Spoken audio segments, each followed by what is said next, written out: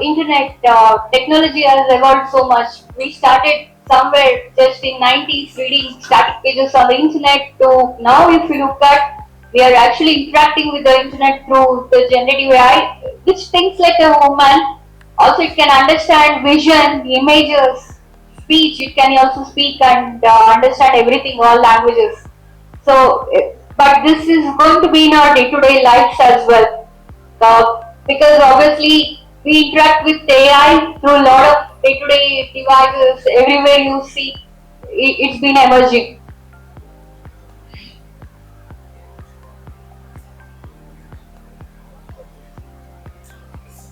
So, going back to why India needs, obviously, I was telling since if you look at all the foundational models which Microsoft AI has built, Google, everybody came up with their models.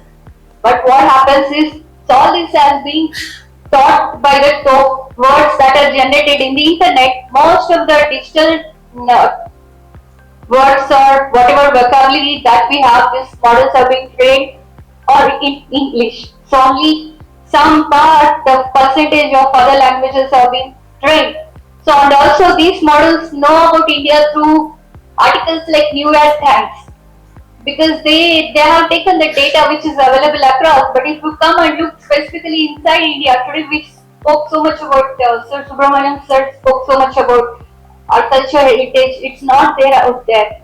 So we these models have not been trained on that. So obviously, if you don't think about it, what happens is if we just use those models built from English, Western countries, then so obviously we end up forgetting our culture or heritage. We will lose everything because English becomes a huge barrier.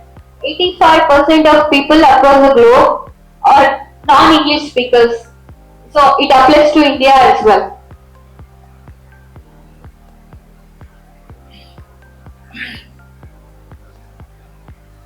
This is really creating a low productivity as well. If you look at Boston, they have such a less population, 6 lakhs, but have 600 billion economy. While I was at MIT, I saw such a rich place they had. So it looked so wealthy. But if you look at Mumbai, 2.1 crore we have population, but we have only 277 billion dollars. Because of English being a barrier, this is creating low productivity for the people who cannot speak English. So that's why we thought we need a generative AI which can actually understand our language, which is trained from our Indian own data sets own language, so that it doesn't become a barrier for non-English speaking people. You saw that video where that's our vision, including even a day-to-day mechanic should be able to use technology to solve the problems, day-to-day problems. They have also to become productive. Technology should be accessible to everybody. But in English model, what happened is, as I said, they are taught with only few language data sets of ours. It only translates. The grammar is completely different. English grammar and Indian language grammar is totally different. So we need something to be built from scratch, which has equal number of words of both languages, so that it can really translate rightly. That's what we built through Hanuman. This is India's first multimodal, multilingual foundational model. We thought we have solved the problem by giving this to the world, but later what happened is we started interacting with enterprises to ask them to use the Hanuman and start building their solution. But what happened is enterprise require whole solution. It's just not just a model. Their problem is very different. What they were looking for is they wanted something built in India which is put in their own premise so that they can train it with their knowledge. They're worried that if they train OpenAI, it's very closed model because no bank or no industry which has its wealth of knowledge data wants to just train some other model which can take it out of the country. So they want it to be protected. That and another problem that we saw is certain use cases. We started working with central government for public grievance portal, then also state government of Telangana. They also have the same concern. They preserve so much sensitive data about the population, about Indian population. Obviously, they don't want to use some outside models to protect our data. The second thing is there are open source models like Llama there. but they're so complex for industries to use because it needs whole level of expertise, technical expertise. They can't hire those IT people to build entire IT sector. So we thought we need a holistic solution for our country, for our enterprises and government. That's why if you look at the ideation to manufacturing, that's what is even going to happen in generative AI also. Since as I said, every enterprise has its own specific data, specific knowledge that they want to train, so everybody needs their own custom solutions. So it needs a factory of models that has to be built. But can we do that? The problem here is if you look at this study, we score on 14% on generative AI today. If you look at US, it scores top, second is China, unfortunately. But if you look at the skill set, we have huge manpower skill set compared to China, but we lack in infrastructure development and commercialization. That's why we fall so low on the curve. As our skill set is 86% above, China's is only like around 30%. So we thought we need to bridge this gap as well. So then we started working on building whole stack solution, generative AI solution for our country. So what it means is we start from compute layer. You can use. We are connected, partnered with everybody like Intel, Nvidia, all the hyperscalers. You can choose your compute, and also we have a models ranging from all different industry use cases. We also have partnered with private and public to get the data sets so that Hanuman can have its own data sets in Indian languages. We also have 22 Indian languages. Hanuman can also speak 100 global languages as well. Then on top of it, what we have done is we have also integrated a million workflows where we have brought basically all the features that the Perplexity, Mistral or other foundational models have built. On top of it, we also made it so easy that without any code, enterprises can build their applications, their agents and everything. Whole stack we brought it. That's for enterprises and the industries. Then next we started thinking like we will scale it across. So we started going even outside the country as well because not just in India, other countries also need something for their own country, hyper local. We started working with Sri Lanka government, Middle East countries. We started developing big clientele. And if you look at the generative AI next, it is going to create $1 trillion economy, and it is going to create 2 crore jobs in next 5 to 10 years. So we wanted India to get, at least like 10% of those jobs. So we thought we need to go after education now. So we started talking to universities. The good thing is next month we are launching in Delhi Generative AI Center of Excellence in Delhi with Vivekananda Institute. So they are going to become a deemed institute. The purpose here is to solve that infrastructure development problem. With Center of Excellence Hubs, what happens is we will give entire infrastructure, and also we have collaborations with other universities in US because of that healthcare initiative that we built. We want to bring that knowledge here as well. Have Indian students collaborate with them, be part of publishing papers, develop our research, plus have that infrastructure in line so that students can use this to build their own products. And also we need to close the skill gap. The main concern that industries have is, as ma'am was saying, the subjects in the colleges is like very backward. The industry is going so fast.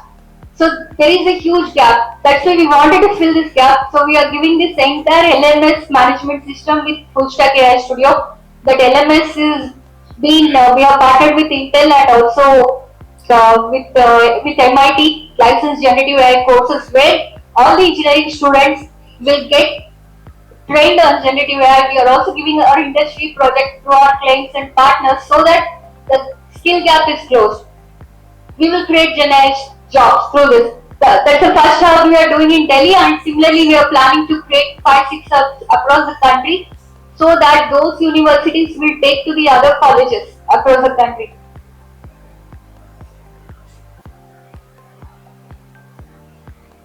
So India AI mission is also contributing a lot towards it. We have a lot of initiative from the government. They are also spending 20,000 crores on this, and they are also building a lot of startups.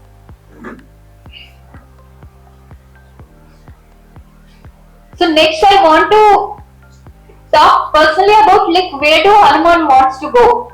This is something first time I'm sharing in the public why we are so passionate about Hanuman. So when we were launching on Akshay Titiya, so Hanuman is something my brother's own personal mission for India, but I didn't had any attachment for him. Just to support him, I got into this honestly. But that day when we were launching Hanuman, I had a like I do meditation. So I was meditating and asking Hanuman about the purpose. What is the purpose of this? Then I got a message that Hanuman has three purposes. One is healthcare, to bring health to people, to bring wealth to people, and consciousness, to train about consciousness. I could connect the dots. Healthcare we are bringing, I said we are bringing holistic traditional medicine back to the healthcare system.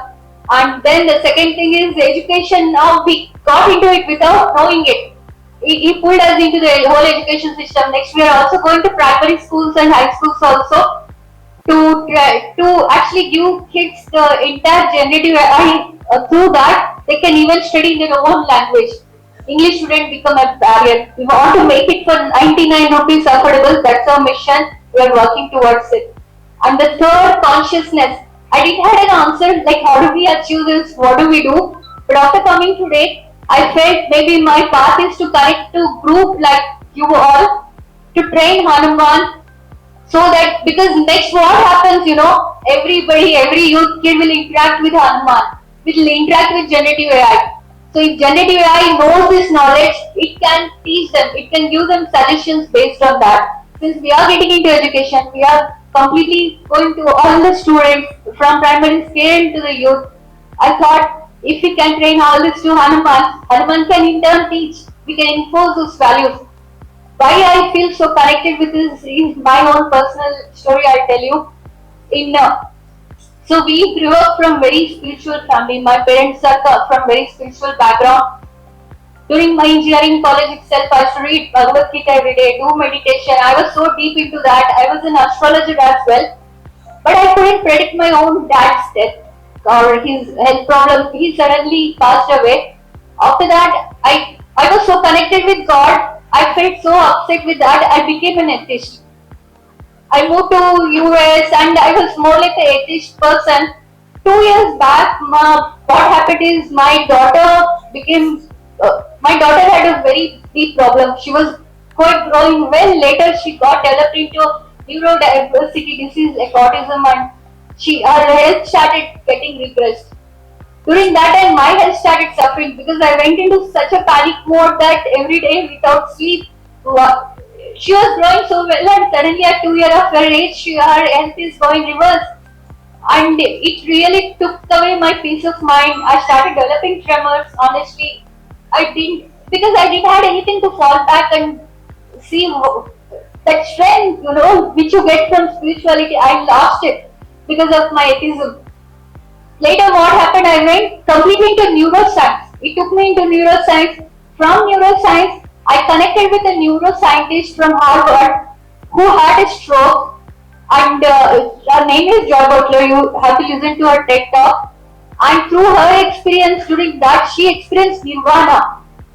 That was very shocking the way she has written her book about nirvana, which I could connect with my Bhagavad Gita, what Krishna told about all consciousness, everybody is connected. Then I went quite deep into that consciousness understanding. If you look at Western neuroscience now, it's actually talking about consciousness, which was for thousands of years back in our Vedas and Bhagavad Gita. Then I felt like if you look at Ayurveda, the same thing. Western culture is also saying now food is a medicine. You have to look at holistic way. If you look at neuroscience, that is also now talking about consciousness, but they're still like in the beginning. Meditation, mindfulness, everything is from India. It took me back to my spirituality. After that, I lost all my health. I got so much hope, so much strength. Now I'm not fearing about anything. If you look at my daughter, I brought her to India. last year because the healthcare system, the way they were handling her, it was totally absurd. After I came to India, got her treated here holistically. Fast forward, she came out of all those mental health issues. Now she is recovering phase. Only speech is delayed for her now.